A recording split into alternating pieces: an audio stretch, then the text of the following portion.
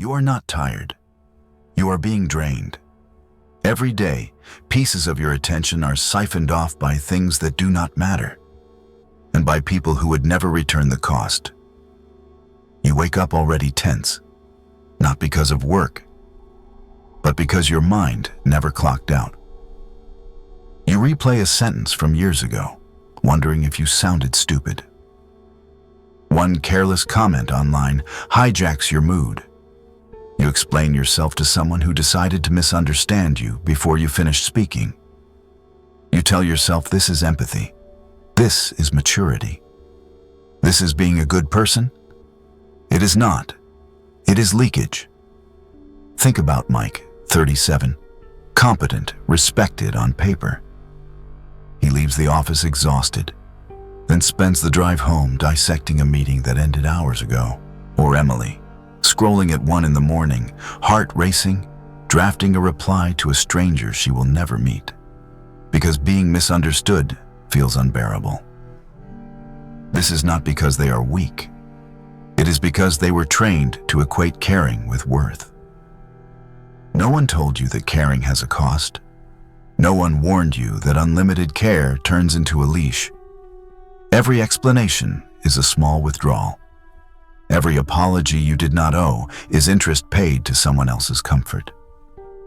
You feel uneasy when you stay silent, guilty when you pull back, anxious when you do nothing. That discomfort is not morality speaking. It is addiction. You think you are being thoughtful. You are actually bleeding. Until you see that your exhaustion has a cause, you will keep blaming yourself.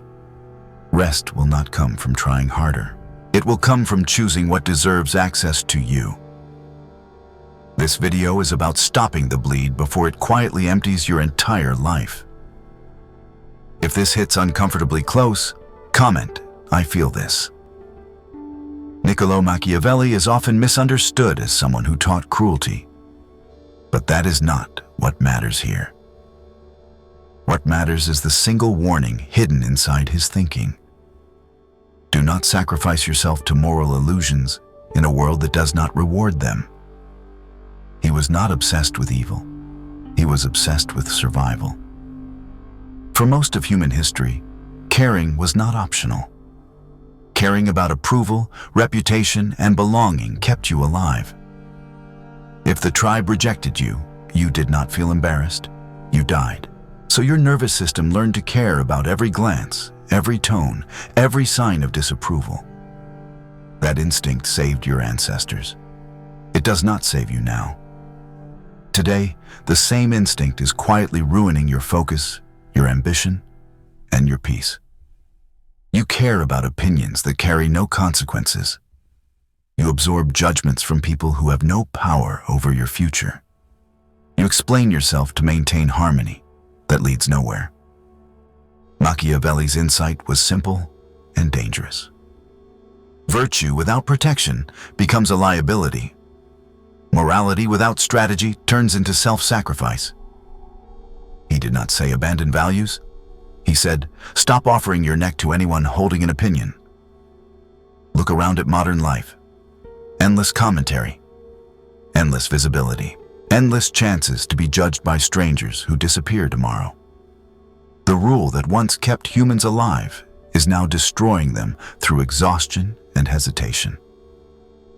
This is the shift you must make. Caring is no longer a survival tool. It is a resource that must be managed. When you care indiscriminately, you weaken yourself. When you care deliberately, you become calm, selective, and hard to manipulate. This is the frame for everything that follows. Not how to be cruel, but how to stop dying slowly for standards that were never designed to protect you in a world that confuses noise with moral duty. And now we get specific. The exhaustion you feel does not come from nowhere. It comes from repeatable patterns that drain the same people again and again. In the next sections, you will see 4 pain clusters that quietly keep you anxious, reactive, and stuck, even when you are capable. More importantly, you will see how to cut each one at the root, without becoming cold, bitter or disconnected from yourself, as your clarity and control finally return fully back. Pain 1. A single unread message can hijack your entire day. One cold email sits in your chest like a stone. A look of mild disapproval from someone you barely respect lingers longer than any compliment you received this year. You tell yourself you are overreacting, yet your body does not listen. Your heart rate rises. Your focus disappears. You feel an urge to fix something, explain something, prove something. This pain does not come from weakness. It comes from biology colliding with modern life. For most of human history, being disliked was not emotional discomfort, it was a survival threat. If the tribe turned against you, food vanished, protection vanished, and your life followed. Your brain learned one rule: approval equals safety. Rejection equals danger. That rule is still running inside you. The environment, however, has changed. Today you live under hundreds of eyes instead of 50 familiar faces. Social media exposes you to strangers whose opinions carry no consequence. Workplaces place you under constant evaluation by people who forget you the moment the meeting ends. Your brain does not know the difference. When someone does not reply, your body hears exile. When an email sounds sharp, your system prepares for attack. When a coworker looks annoyed, your instincts demand submission. This reaction feels intelligent because it feels urgent. It feels responsible. It feels like awareness. It is not. It is a glitch. Think about Laura, a capable designer, checking her phone every 5 minutes after sending a proposal, convinced silence means rejection.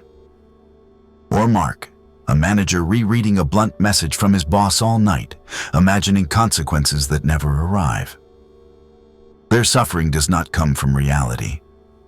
It comes from outdated hardware misreading modern signals. Your nervous system is outdated. Your suffering is not wisdom. Sensitivity without control does not make you deep. It makes you predictable. When every opinion moves you, you bleed energy to people who are not invested in you. You surrender peace to moments that resolve themselves without your involvement. Seeing this hurts, because the fear feels real even when the threat is not. But recognition is the beginning of leverage. Once you see that most opinions are noise filtered through ancient fear, you can stop calling anxiety intuition and start treating it like static, noticed, acknowledged, and no longer obeyed. To resolve this pain, you do not need thicker skin or louder confidence. You need a cleaner separation between what you feel and what is actually happening. Feeling is not reality. Emotion is information, not an instruction you are required to obey. The moment you confuse the two, control slips away quietly. You say, "I feel offended," and your body reacts as if you are under attack. But feeling offended is not the same as being threatened. One is chemistry firing in your nervous system. The other is real danger. The space between them is where stability lives. The method is small, but it changes everything. Instead of saying, "I am angry," you say, "I notice anger." That shift sounds subtle, but it breaks the spell. One sentence fuses emotion with identity. The other turns it into an object you can observe.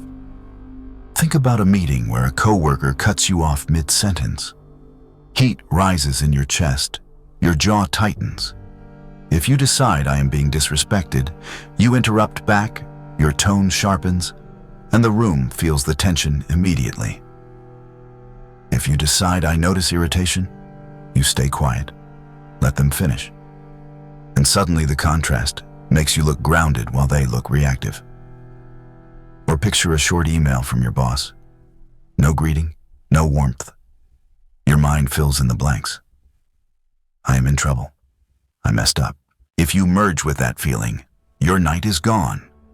If you separate it, you read the message again and see efficiency, not hostility. At home, the same rule applies. A family member makes a comment that hits an old nerve. You feel judged. You feel small. But feeling judged does not mean judgment is happening. It means a memory was triggered. When you label emotion without obeying it, energy stops leaking. This is not suppression. Suppression hides emotion and lets it rot. Observation dissolves it. The emotion still appears, but it no longer drives the car. Over time, your nervous system learns that not every spike requires action. Calm stops feeling passive and starts feeling powerful. Urgency loses its authority. Exhaustion loosens its grip. You stop reacting to interpretations and start responding to facts. And when that happens, other people's opinions lose leverage because you are no longer mistaking internal noise for external truth. Pain, too, begins quietly and then eats years of your life. You feel a constant pressure to explain yourself, even when no explanation is owed. You apologize before anyone accuses you. You soften statements that were already reasonable. You walk out of conversations feeling oddly guilty, as if you have taken something you now need to repay with comfort. This pain does not come from politeness. It comes from fear disguised as responsibility.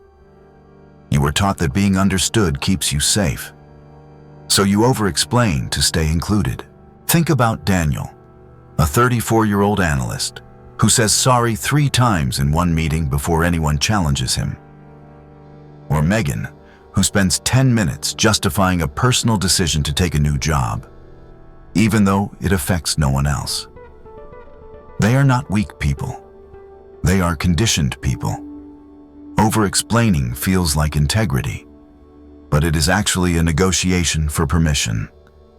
Every extra sentence hands the other person leverage.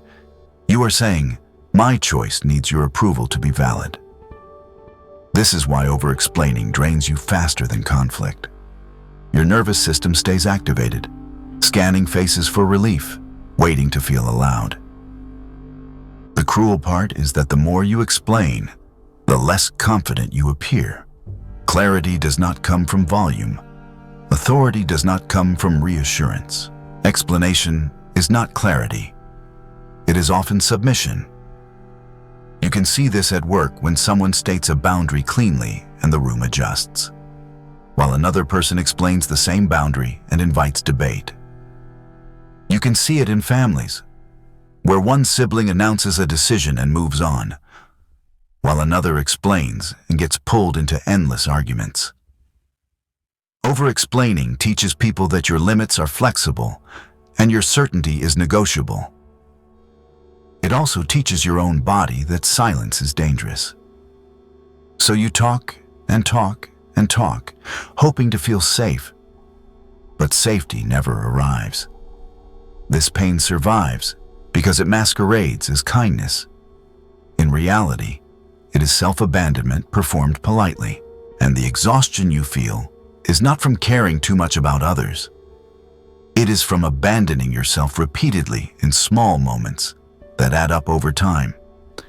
That constant tension in your chest is the price of seeking permission to exist comfortably, calmly, and without conflict, every single day in ordinary conversations everywhere, with almost everyone. If this pattern feels uncomfortably familiar, comment "I over-explain." To solve this pain, there is a move that feels unnatural, almost wrong.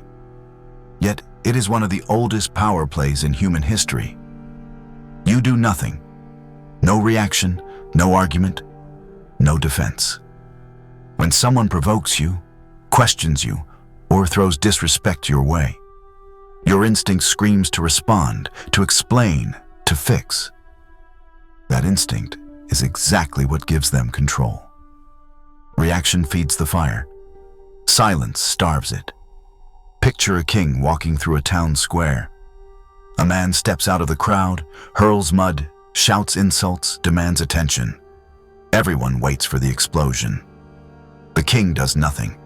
He keeps walking, keeps talking, steps over the mud like it is rain. The crowd feels it. The man looks small. This is not weakness.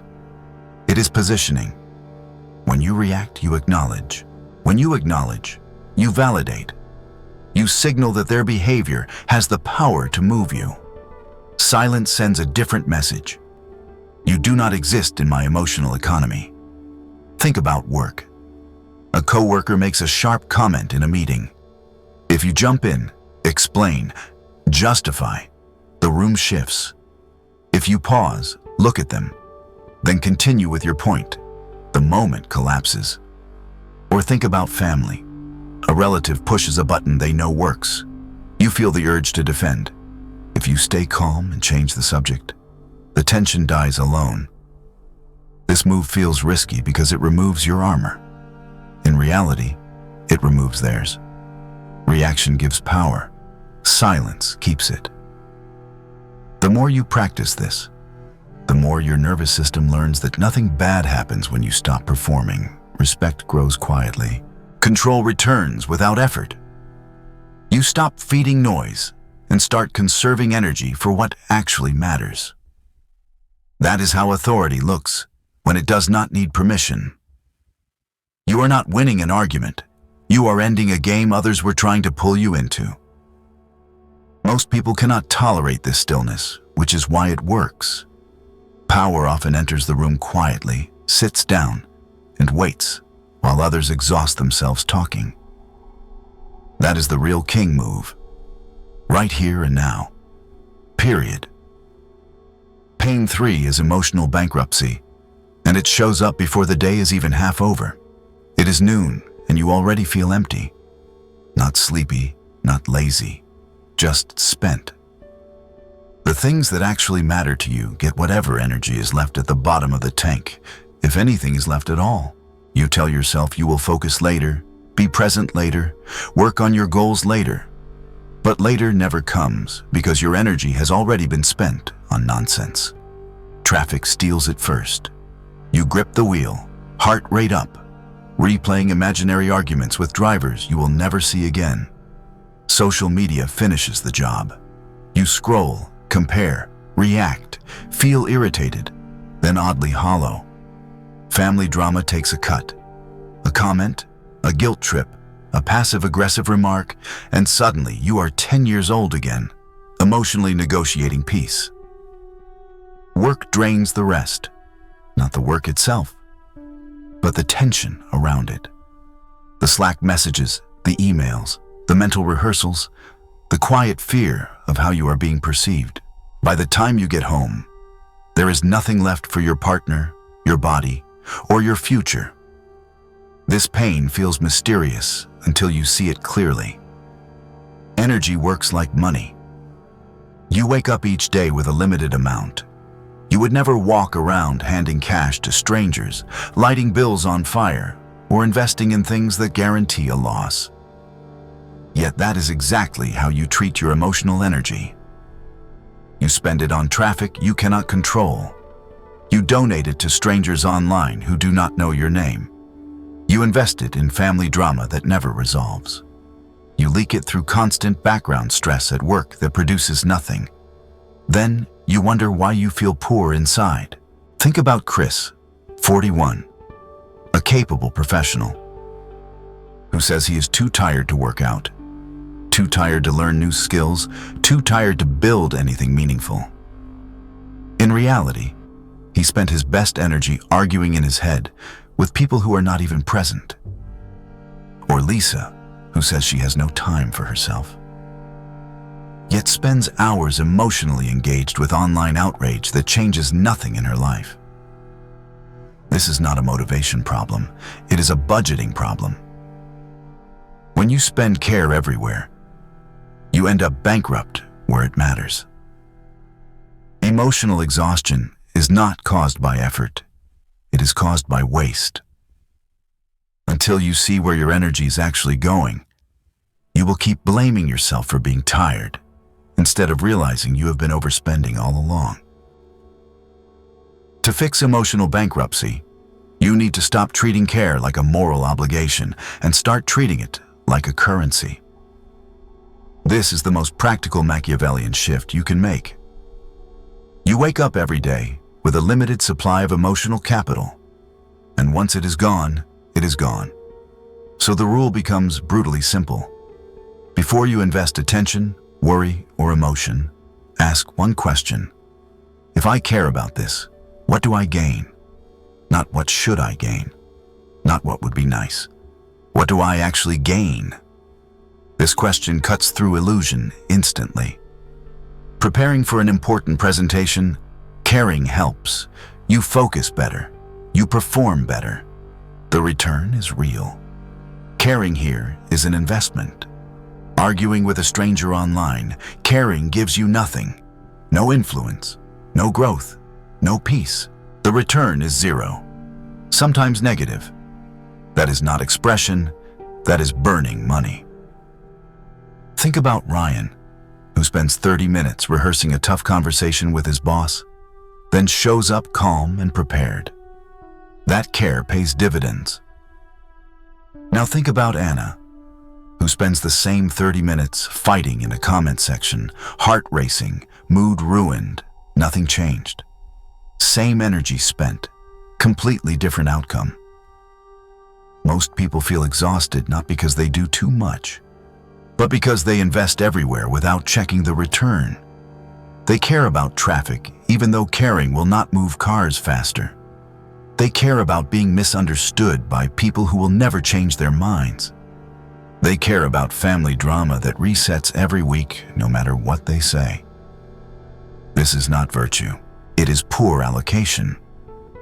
When you begin to audit your care, something surprising happens. Guilt loses its grip. You realize you can act politely without emotional investment. You can show up without attaching your self-worth. You can prepare intensely, then let go completely. Caring becomes deliberate, not automatic. This does not make you cold. It makes you effective.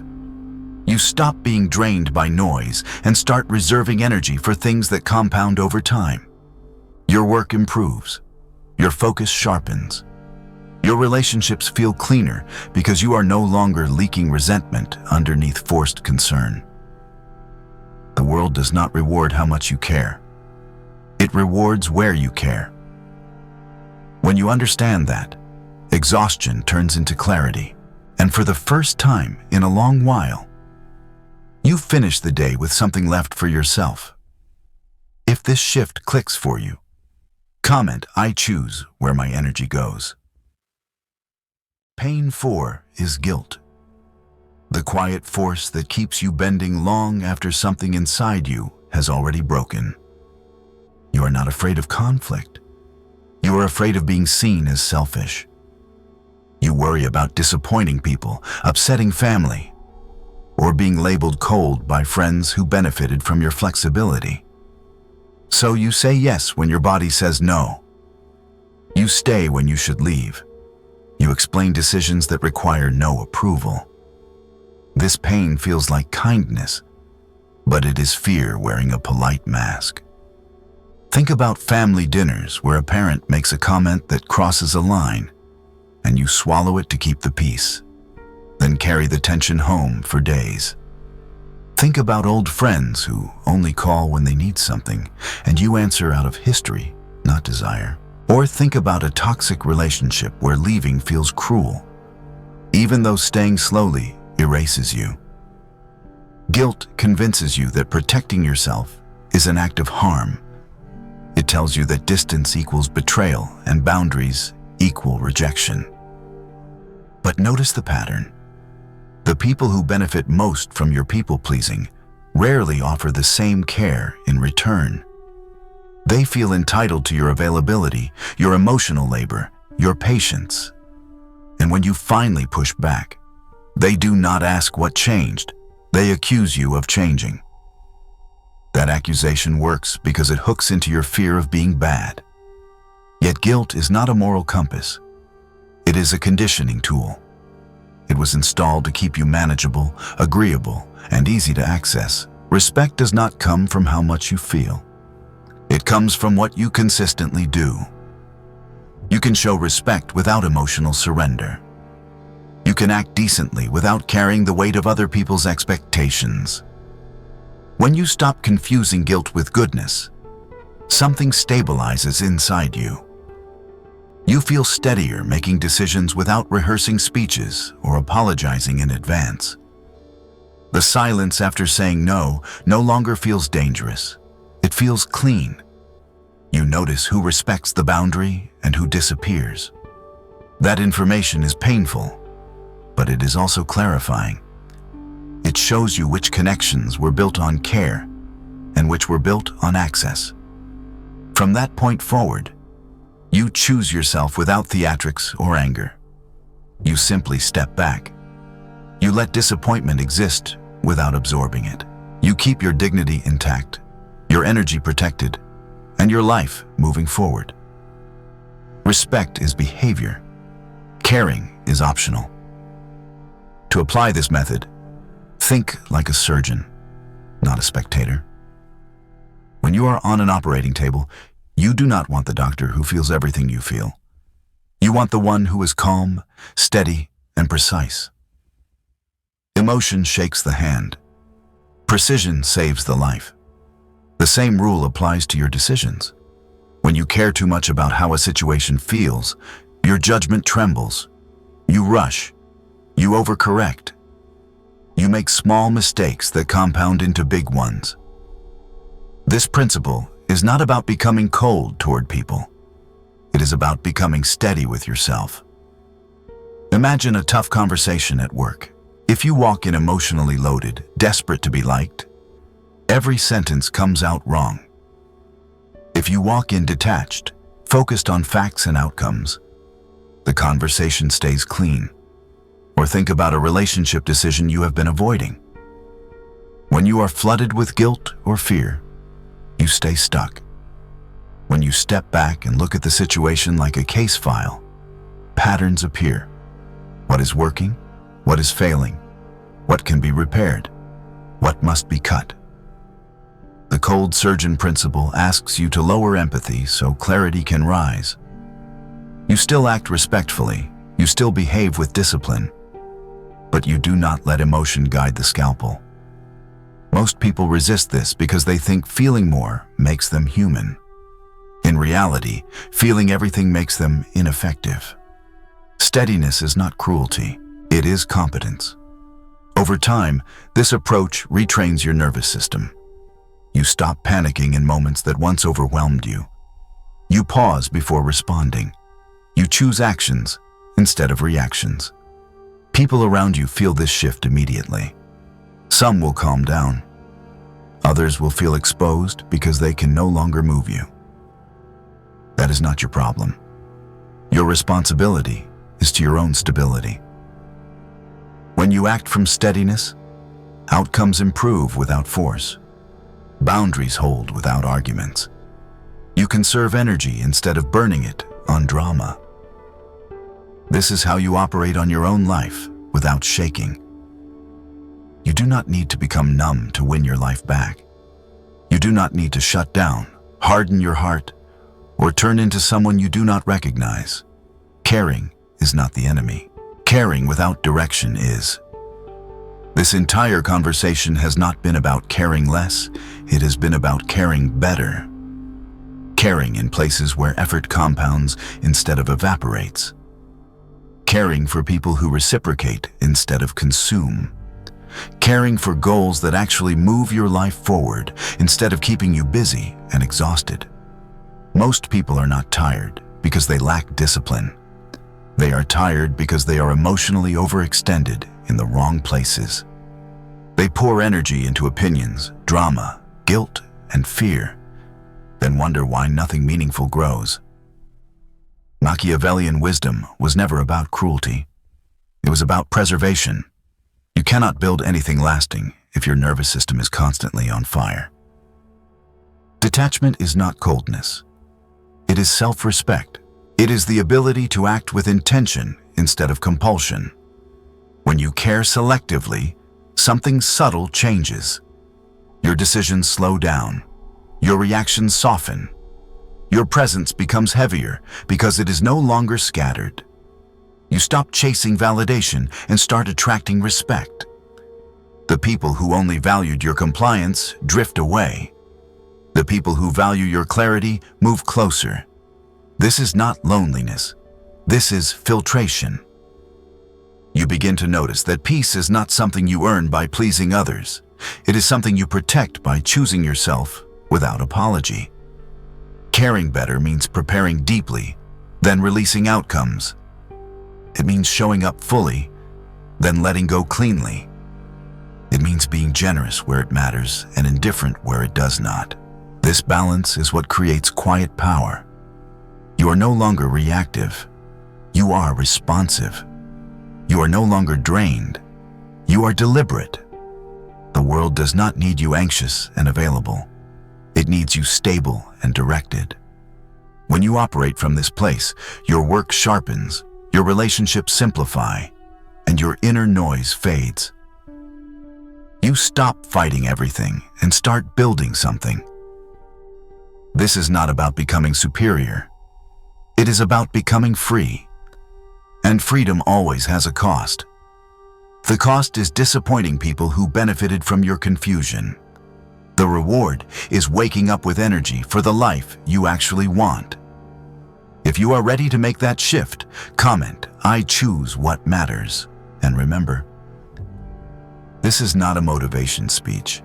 It is a filter for people willing to choose alignment over approval, clarity over chaos, and long-term control over short-term comfort. Subscribe if you want to understand power without becoming bitter, because peace, strength, and direction only come to those who stop leaking themselves everywhere at last in life.